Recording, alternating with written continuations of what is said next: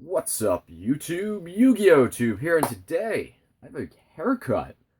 I got rid of that bird's nest or jungle mess of a haircut that I had before.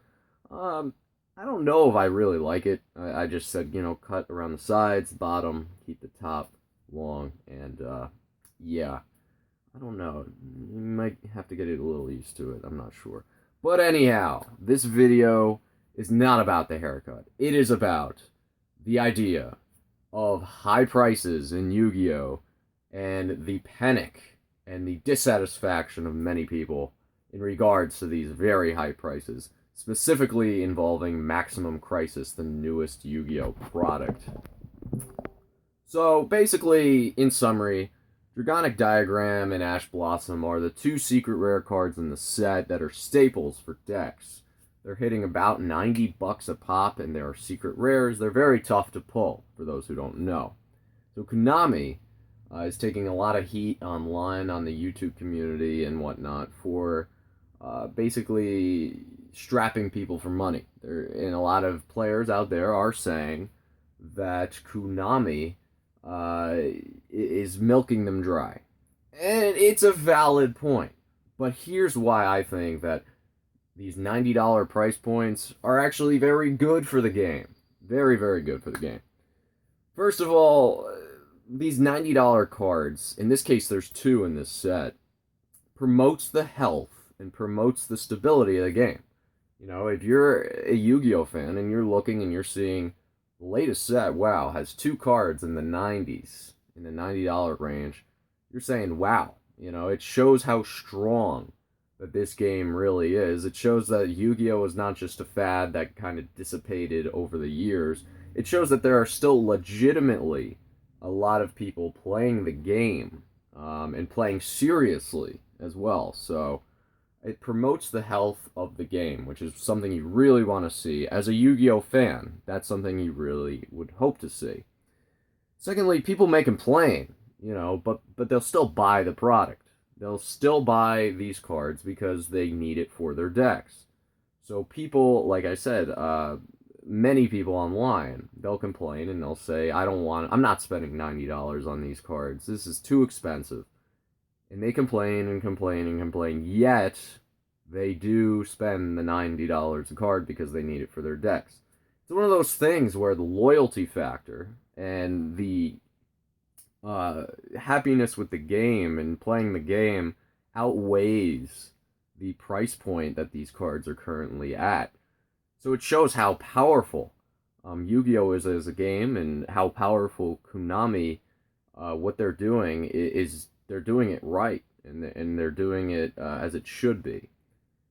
Now, it promotes scarcity, rarity, and that's something else you want to see in a product. You don't want to see a $90 box go down like Shadow Specters and Crimson Crisis, or Crossroads or Chaos. I don't know. Shadow Specters is about $40 a box. The worst thing is when you see these newer Yu-Gi-Oh products just completely tank and freefall on the aftermarket because why? There is no cards worth any value in them. If you go to a card shop and you see Maximum Crisis and you say, "Wow, there's two cards in this set that I could open up a pack for $4 right now and hit a $90 card in," then it's like, "Wow, huh. I mean, I'm gonna go toward the Yu-Gi-Oh." What has Pokemon been doing in the last couple releases? They've been reprinting to mass oblivion. So now, for example, Ancient Origins, there is no card worth more than $30, as much as I love Ancient Origins. There is no chase card, a card that people would buy a pack or buy a box in hopes of getting. That's what ultimately results in more sales, and that ultimately strengthens the game as a whole. Okay? So, when you have the idea of chase cards in the set, boxes won't go down. Boxes, if anything, will go up because people want to chase this card or have a shot at this card. It's like scratching a lottery ticket. You know you're probably going to lose, but you're going to scratch it anyway. You're going to buy it anyway, just in case you hit the grand prize lottery. Why do you play a slot machine? When you know odds are statistically you're going to lose your money at the casino, you play because of that chance that you hit it big. In this case, that's what Yu-Gi-Oh's doing. When you have 2 cards worth $90 in a product, people spend $3 or $4 a pack, as compared to another product where there's no cards worth over $40. They're not going to buy a pack and say, well, the best I can do is get a $40 card. They're going to be more likely to buy the product that has these big time cards in it. So kudos to Konami for that. There is a negative, and I do very, very, very well understand the negative aspect, and it was brought up in another video, and I agree. Collectors, I should say players, that don't have the disposable income to be spending $90 on 3 cards, $270 for a play set of certain cards. For example, a high school kid, he may not have a job, he may not have a lot of income, so he may not be able to buy these cards to afford to play competitively, and that is a valid concern. Before I continue on that point, let me just backtrack to, at the very least, Konami, if they do reprint these cards, these $90 cards, it's a temporary high price. The odds are these cards will go way down. Dragonic, Diagram, and Ash Blossom. They will probably go way down because Konami does reprint, but by that time, the set won't have as high of a demand, you could say. But the fact that they're $90 each does show that there is high demand. But anyway, back to the point I was making in terms of the negative aspect, where the player with not a lot of money or disposable money can't play. I do agree. I do agree. It's tough to say. $90 for a card is a lot of money, but that's the game you play. I guess my analysis of this is, if you're gonna play the game, that's the game you play. In my personal opinion, I think the game has gone from the little kid era, in terms of comparing it to Pokemon, where there's a mix of both. But it used to be, Yu-Gi-Oh used to be a lot of, younger kids.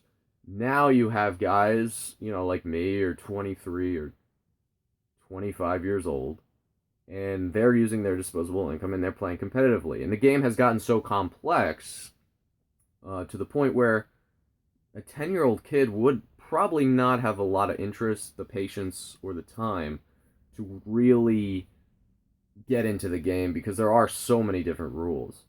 Am I saying that it's impossible? No, by any means. But I'm saying I think the audience that Konami's hitting here is more at the 18 plus range, years old. It used to be more toward the kids, but I think now it's going towards the older generation, like Magic the Gathering, and unfortunately for them, if they don't have the income, maybe they'll have to just settle on a different deck or something or whatnot. But this will also create a demand in terms of, when they get older, they're going to want to buy that stuff. They're going to want to buy these expensive cards. I don't see, if people are that invested into Yu-Gi-Oh! To where they want these cards a lot to build their decks, I don't see them simply giving it up. It will happen, but I don't see them giving it up and then never playing again. I think, if anything, it creates that craving for consumers, that they actually will want that down the line in the future, or they will get that job or whatnot in order to get these cards. That's my personal opinion on it, but it is a valid point. And then there's the point of, why not make Dragonic, Diagram, Ash Blossom super rares and have them as an ultimate rare form for the high rarity people? That's a great point. Let me just say that's a tremendous point. I'm on board with that totally. That way, the players can get the super rare version if they just want to play, and then the high rarity guys will get their ultimate rare version, something like that. I'm totally on board with that. Here's my only concern with that. My only concern is if you do something like that, you're going to devalue the high rarity version of that card, right? Here's my reasoning. Cyber Dragon, a staple card all the way back in the GX era, needed a playset of them. They were hitting about $30 to $40 for an ultimate, and they were a super and an ultimate. They were hitting about $30 to $40 for an ultimate rare. I could see a similar type situation with this. The reason these two cards are $90+ each is because that's the only option. That's the only option for those cards. When you have, if you were to have super rare versions of these two cards and ultimate rare versions, the majority of people will go toward the less rare versions because they just want to play. And those people that would go for the ultimates, good for them. But the fact is now, these are the only cards available. So people have to pick them up at all costs. And they're buying them. They're legitimately buying them at $90. When you make a card like that so available, people that normally would think about a high rarity would probably just be more likely to just buy the $5 or $10 card instead of the $30 to $40 card. Odds are, if they made the two variations, the ultimate rare would be probably around the $30 to $40 range, simply because they're diluted on the market. They'd be diluted on the market as super rares. And again, people on the fence will probably opt toward the cheaper option. But at this current state, you have two secrets. They're both tough. They're both valuable. They're both scarce. The only option, and it's showing people will pay the $90 for it. And it gives value. It finally gives value to Konami's newer product, which is good to see. So overall, like I said, Secrets of Eternity, Shadow Specters have plummeted. You don't want to see it again with this set. It's good to actually see that there's growth, that there's demand, that there's value, that there's rarity, that there's scarcity in these new sets. And again, I'm all on board for making things tough to pull, like Konami did with those two cards. I'm not opposed, but I'm not a huge fan of the idea of a less rare card, making one in Super and one in Ultimate, something like that, even though they discontinued Ultimates. But if they were to do that, I could see the concern, because the Ultimate would only be worth about 30 to 40, or the higher rarity, you could say, and then people aren't as prone to pick up that pack or pick up that box in hopes of pulling any chase card. They'll simply either just buy the low rarity or the high rarity. And there won't be as much of a demand for that product because there are no big lottery ticket cards, you could say. So that's where I'm at now with these newer sets. I think this is one of the better newer sets to hit, which is very, very good. But that's where I'm at in terms of, I'm not a fan of, well, I'm not going to say I'm not a fan.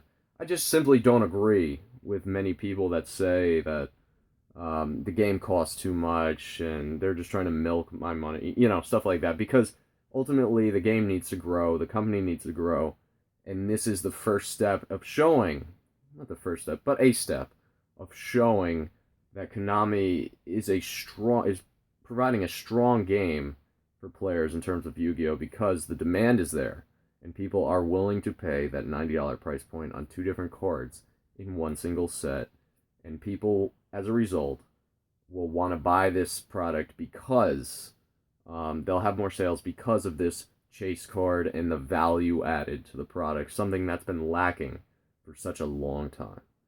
Yu-Gi-Oh! Tube with a new haircut, out for today. Thank you for your time.